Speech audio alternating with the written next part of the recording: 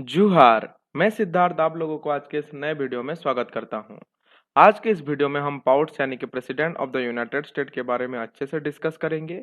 हम इस वीडियो में इलेक्टोरल कॉलेज मतलब कैसे यूएसए में एक प्रेसिडेंट का चयन होता है, उसके बाद ये हमारे नए लोकतांत्रिक लीडर जो बाइडेन के आने के बाद हम उनसे क्या कुछ उम्मीद लगा सकते हैं ग्लोब या फिर इंडिया के रिलेशन से ऊपर, उसके बारे में भी हम अच्छे से डिस्कस करेंगे।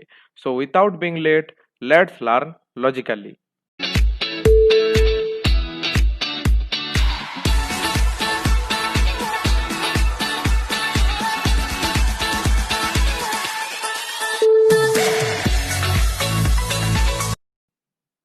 हाल ही में ये न्यूज आया कि Democrat Joe Biden defeats Donald Trump, यानी कि जो 2020 यूएस प्रेसिडेंट इलेक्शन था उसमें डेमोक्रेट पार्टी के जो बिडेन ने रिपब्लिकन पार्टी के डोनाल्ड ट्रंप को हराकर बन गए हैं नए यूएस प्रेसिडेंट, जो कि 2021 जनवरी से व्हाइट हाउस में एंट्री लेंगे।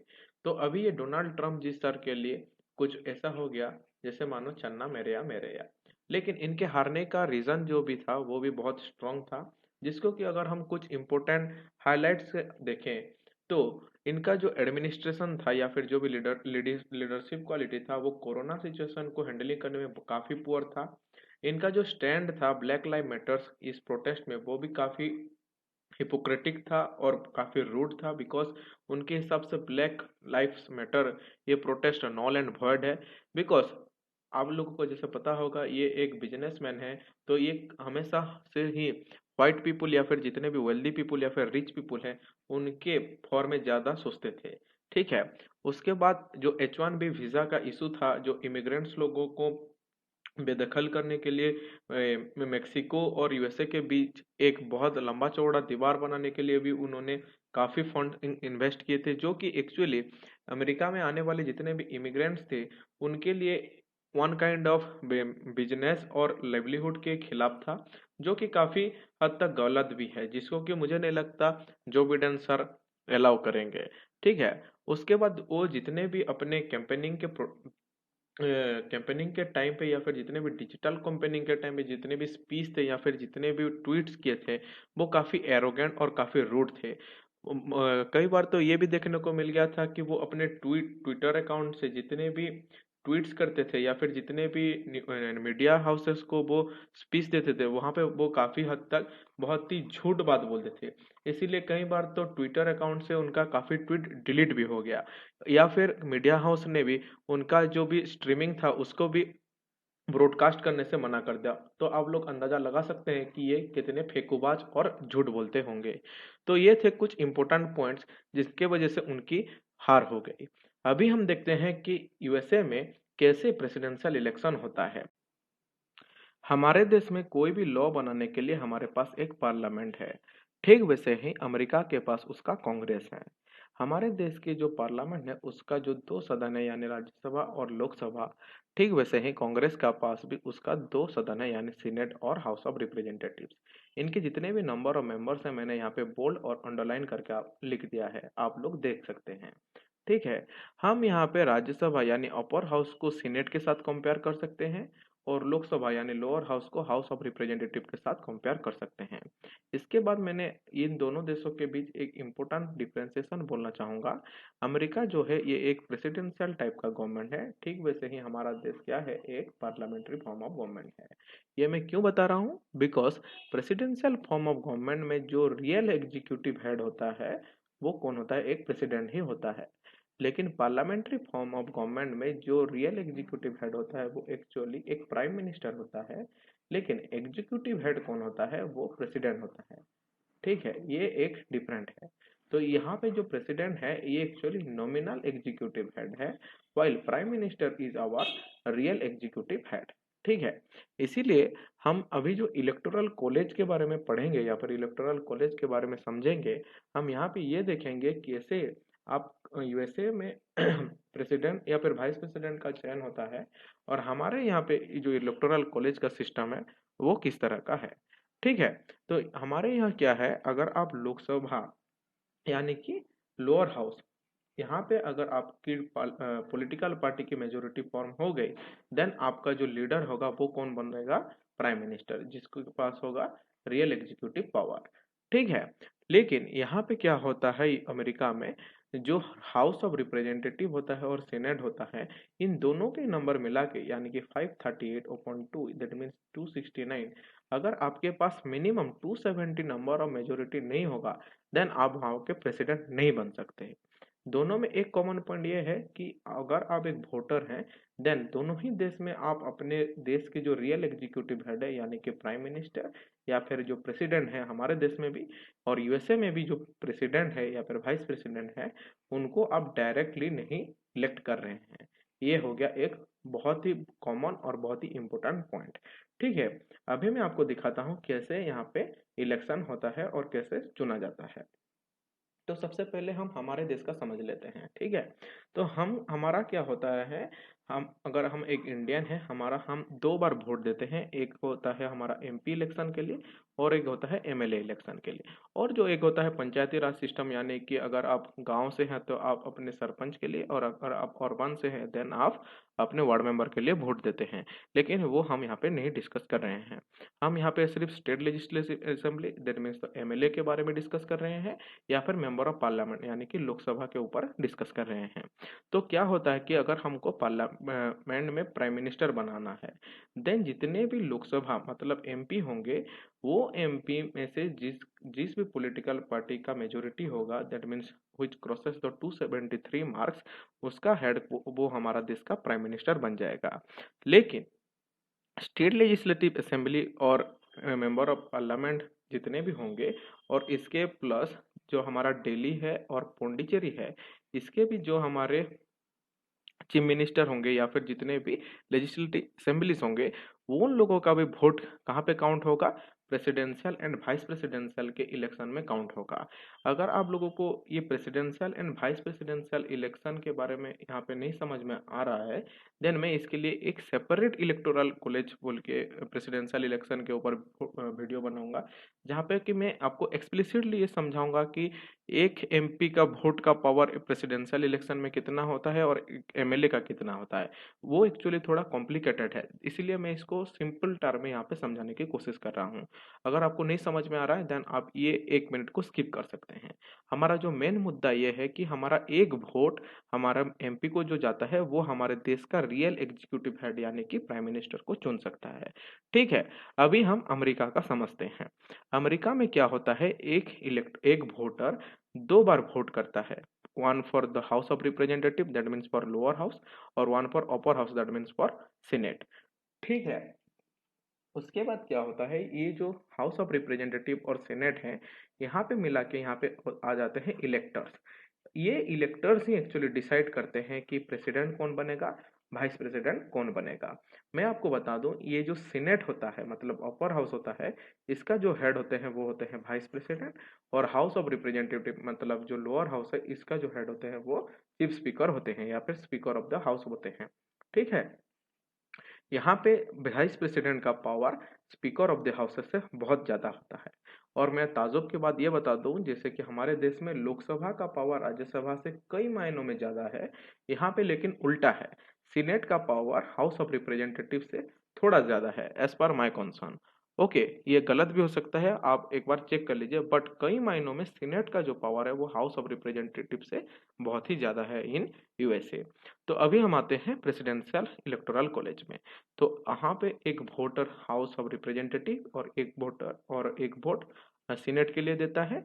इन दोनों वोट को मिला के हम यहाँ पे इलेक्टर्स बनते हैं, और इलेक्टर ही चूज करते हैं कि उनके देश का कौन होगा प्रेसिडेंट और कौन होगा वाइस प्रेसिडेंट, जो कि शायद आपको इस डायग्राम से और अच्छे से समझ में आएगा।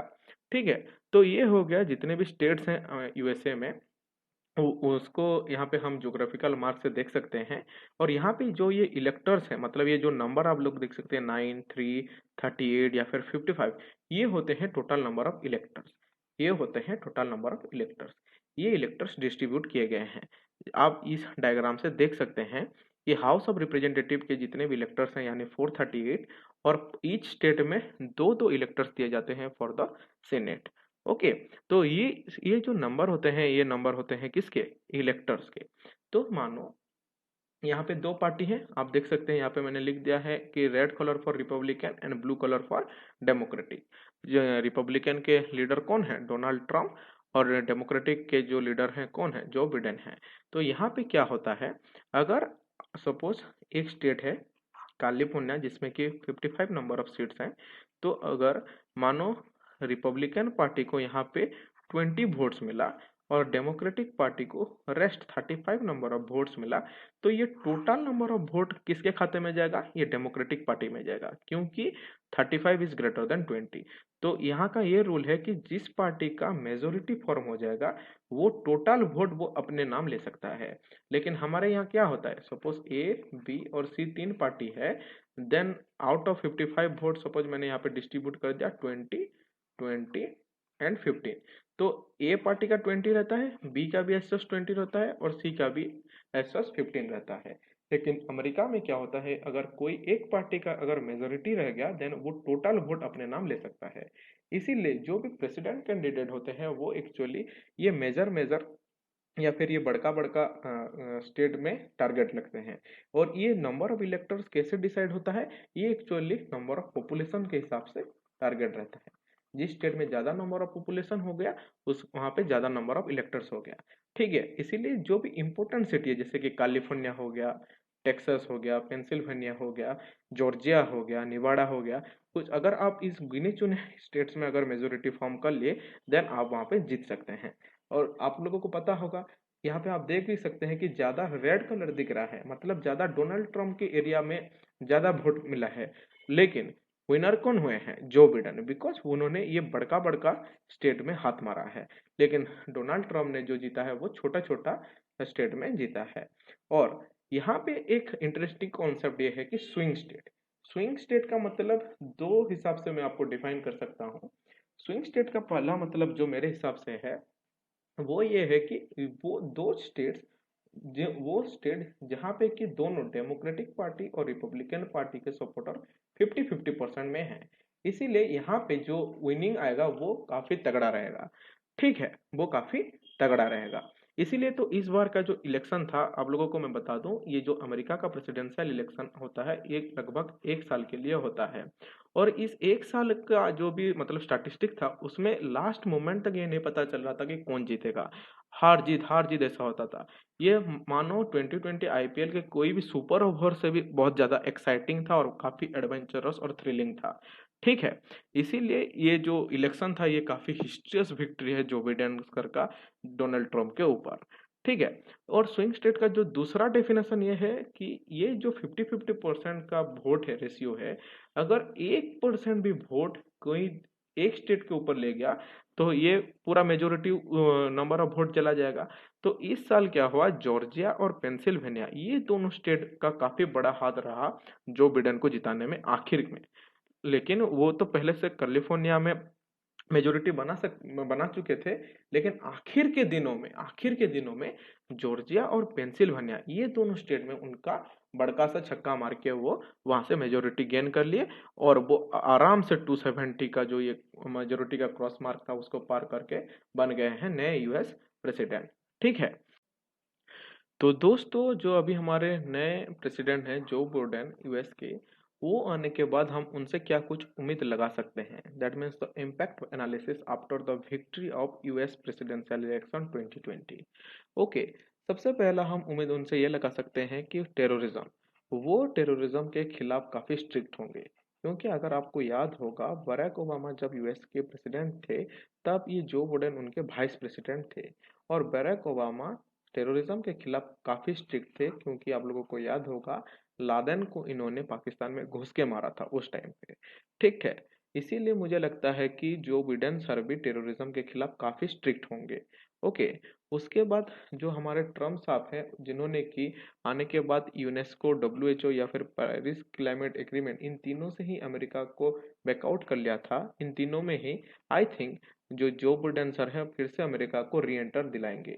क्योंकि अगर आप लोगों को याद होगा देन जो बिडेन सर अपने इलेक्शन के कैंपेन में ही पेरिस क्लाइमेट एग्रीमेंट यानी कि एनवायरमेंट कॉन्शियस के ऊपर काफी प्रचार किए थे। उनका मानना तो ये है कि अगर वो प्रेसिडेंट बन जाते हैं देन वो पहले पेरिस क्लाइमेट एग्रीमेंट के अंदर जाएंगे जहाँ का कि सबसे फंडामेंटल मोटो ये है कि मिनिमल एमिशन ऑफ कार्बन। यहाँ से जो डोनाल्ड ट्रम्प है वो उन्होंने क्यों निकला था, देन उसका तो सिंपल सा लॉजिक आप ये लगा सकते हैं कि ये एक बिजनेसमैन है, इनका जितने भी फैक्ट्रीज हैं वहां से अगर ज्यादा धुआं नहीं निकलेगा, ज्यादा कार्बन नहीं निकलेगा, देन वहां का प्रोडक्शन कैसे बढ़ेगा, जहाँ ज्यादा कैपिटल कैसे आएगा।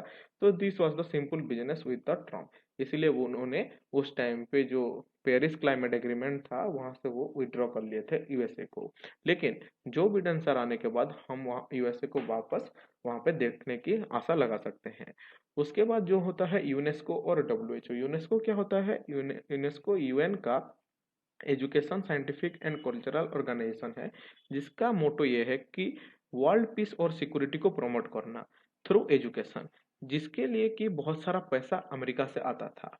इसीलिए जो डोनाल्ड ट्रम्प सर है, जिनका की एक ही फिलोसफी था कि यूएसए फास्ट, जिस जो कि काफी हद से बहुत सही भी है, लेकिन अगर हम लार्जर एथिक्स के हिसाब से देखें देन ये काफी गलत है। अगर हम हमेशा सिर्फ खुद को पहले बोलेंगे देन ये देश कैसे चलेगा, ये सारा जग कैसे चलेगा?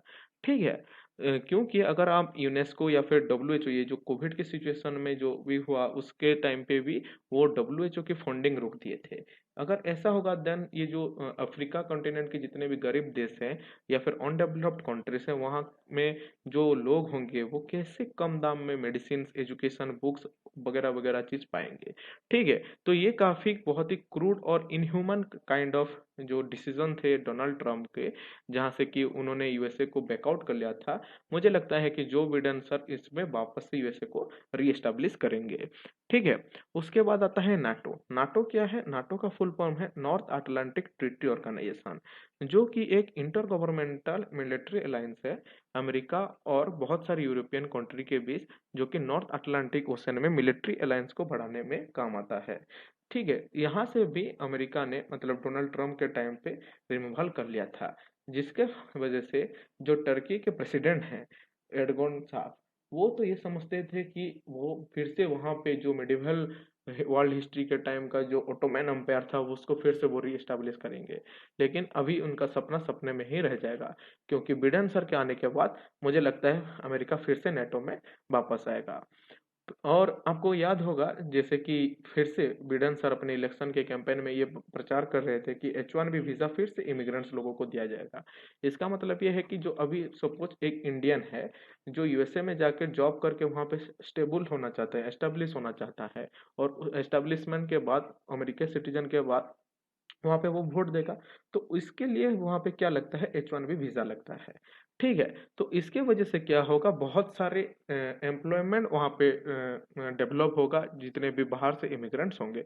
तो ये काफी अच्छा स्टेप है हम लोगों के लिए। ठीक है। उसके बाद जो बिडेन सर हैं, आपको ये काफी हैंडसम और डेसिंग लगते होंगे, लेकिन मैं आपको बता दूं इनकी उम्र 77 ईयर्स है। लेकिन इनका जो फिलोसफी है वो लिबरलिज्म है, मतलब ये काफी डाउन टू अर्थ की पर्सनालिटी है। आपको मैं बता दूं इनके टाइम के अभी जो नए हमारे वाइस प्रेसिडेंट हुए हैं कमला हैरिस, जो कि first first black Asian female है। ये आप यहीं से ही अंदाजा लगा सकते हैं कि इनका जो फिलोसफी है ये कितना ऊपर है, कितना हायर लेवल का है, जहाँ पे कि वो फर्स्ट फीमेल, कमला हैरिस अभी एक पहली फीमेल होंगी जो कि वाइस प्रेसिडेंट है, जो कि पहले एशियन भी है और ब्लैक भी है। ठीक है। इससे पहले कि Barack Obama first black president थे, और अभी Kamala Harris first black female vice president बन गए। मतलब इनका जो आइडियोलॉजी है, जो भी फिलोसफी है, वो काफी लिबरल है। इसीलिए वो सबको सेम रूप से देखते हैं। मतलब जो कि ब्लैक लाइव मैटर जैसे कि प्रोटेस्ट के इश्यूज आ रहे थे, जो कि ट्रम्प ने जिसको काफी रूड और काफी क्रूशियली उसको डील किया था, वो वहां पे जो बिडेन सर खुद जाके उसको अच्छे से हैंडल किए थे। मतलब वहां पे अभी हम सब लोगों को एक यूनिटी, एक इक्वलिटी के रूप से देखा जाएगा। तो ये कुछ अच्छे मतलब हम उम्मीद लगा सकते हैं जो बिडेन सर से। तो एज ए इंडिया हम क्या कुछ जो बिडेन सर से उम्मीद लगा सकते हैं वो अभी हम इंडिया और यूएसए के रिलेशन में डिस्कस करेंगे। तो सबसे पहली बात, defence deal with India. Defence deal with India जो बिडेन सर के टाइम पे और भी स्ट्रांग होने की संभावना है, क्योंकि आप लोगों को याद होगा जो भी कोमकासा है या फिर कास्टा है, जो कि बराक ओबामा सर के टाइम से ही इंडिया के साथ स्टार्ट हुआ था। उस टाइम पे भले ही इंडिया की जो पॉलिटिकल स्टेबिलिटी इतनी अच्छी नहीं थी, लेकिन जो कि अभी बहुत अच्छी है। तो मुझे लगता है कि डिफेंस डील जितने भी इंडिया के साथ हो रहा है वो और कहीं स्ट्रांग होगा। उसके बाद जो है H1B वीज़ा, जिसके बारे में हम पहले से डिस्कस कर चुके हैं। तो हमारे इंडियंस लोगों को अगर जितना ज़्यादा H1B वीज़ा मिलेगा तो भी हमारे इंडियन भाई बहन वहाँ पे जाके सेटल हो जाएंगे, वहाँ पे जॉब कर पाएंगे, वो उनको भी वोटिंग राइट्स मिलेगी। तो इससे हमारा दो फायदा है। एक तो ये हो गया कि जो अमेरिका की जितने भी पॉलिटिकल डिसीजन में है वहाँ पे भी हम इनडायरेक्टली पार्टिसिपेट कर पाएंगे। और हमारा तो एक आदत है, एक कल्चर है कि हम जहाँ जाते हैं वहाँ पे तो बैठ जाते हैं, वहाँ से भी खाते पीते हैं, लेकिन हमारा जो कंप्लीट खानदान है वो वहाँ से इंडिया से शिफ्ट होकर यूएसए नहीं जाएगा। तो इसके वजह से क्या होगा, अगर आप वहाँ डॉलर में कमा रहे हैं देन आप उसको बीच बीच या थोड़ा थोड़ा अपने देश में भेज रहे हैं, जिसके जिसके वजह से क्या होगा कि डॉलर का हमारे देश में आना जाना और ज़्यादा बढ़ेगा। इसके वजह से हमारे देश की जो अर्थनीति है, इकोनॉमी है, वो काफ़ी सुधार आएगी, जो कि हमारे लिए बहुत बढ़िया चीज़ है। उसके बाद बेटर टेक्नोलॉजी। बेटर टेक्नोलॉजी का मतलब मैं इसको एनवायरनमेंट के रिलेटेड बोल रहा हूँ। जैसे कि हमने देखा कि जो बिडेन सर वापस यूएसए को पेरिस क्लाइमेट एग्रीमेंट में लेने की बात बोल रहे हैं, उसके बाद जिसका जो प्राइमरी मोटो है, मतलब less percentage of carbon emission, इसके लिए जो भी बेटर टेक्नोलॉजी है हमारे इंडस्ट्रियल सेक्टर में, वो हम इंडियन वालों को काफ़ी अच्छे से मिल जाएगी। क्योंकि अगर हमको वो नहीं देंगे देन वो पेरिस क्लाइमेट एग्रीमेंट का जो एक ग्लोबल पीस, एक global lesser amount of carbon emission का जो प्रोटोकॉल है उसको वो फॉलो नहीं कर पाएंगे। तो इनके खिलाफ, तो इनके पास बेटर टेक्नोलॉजी सस्ते में देने के अलावा दूसरा कोई रास्ता नहीं होगा। तो ये हमारे भारत के लिए बहुत अच्छी बात है। उसके बाद जो चौथा और आखिरी पॉइंट मुझे लगता है वो होगा ट्रेड। इंडिया और यूएसए के बीच जो ट्रेड है उसमें काफ़ी सुधार आ सकता है, जो भी ट्रेड रिलेशन है उसमें काफ़ी सुधार आ सकता है। ठीक है। तो दोस्तों, हमने इस वीडियो में मतलब कम टाइम में बहुत कुछ डिस्कस कर लिया, लेकिन और भी बहुत कुछ है इंटरनेशनल रिलेशन के पर्सपेक्टिव से, जैसे कि चाइना का ट्रेड वार हो गया, या फिर चाइना का रिलेशन हो गया, जापान और साउथ कोरिया के साथ यूएसए का क्या कुछ हो सकता है, ईरान का न्यूक्लियर डील, या फिर रूसिया के साथ जो यूक्रेन क्रीमिया लेयर है, यूक्रेन का जो क्रीमिया स्टेट का है, वो सब मैटर भी बहुत कुछ हो सकता है। अगर आप लोग चाहते हैं कि मैं सिर्फ इस टॉपिक पे, मतलब सिर्फ इंटरनेशनल रिलेशनशिप के ऊपर एक और सेपरेट वीडियो बनाऊं, देन आप मुझे डीएम या फिर कमेंट सेक्शन में बताइए। और अगर आपको ये government, different type of government के बारे में नहीं पता, जैसे कि पार्लियामेंट्री, प्रेसिडेंट, ये सब टाइप के बारे में नहीं पता, देन मैंने एक व्हाट इज गवर्नमेंट और हु इज गवर्नमेंट बोल के एक वीडियो बनाया है, जिसका कि लिंक मैंने अपने डिस्क्रिप्शन बॉक्स पे दे दिया है, आप वहाँ पे चेक करके उसको देख सकते हैं। आपको ताजुब की बात ये बता दूं, उस वीडियो से इस बार यूपीएससी प्रीलिम्स एग्जामिनेशन से 3 या 4 क्वेश्चन डायरेक्ट आए हैं। तो वो वीडियो काफ़ी इंफॉर्मेटिव और काफ़ी इंपॉर्टेंट है। तो मैं आशा करता हूँ ये वीडियो आप लोगों को काफ़ी अच्छी लगी होगी। तो अगर अच्छी लगी है तो आप मेरे चैनल को सब्सक्राइब कर दीजिए, लाइक कमेंट करके आप मेरे को सपोर्ट कीजिए। Thank you. जय हिंद।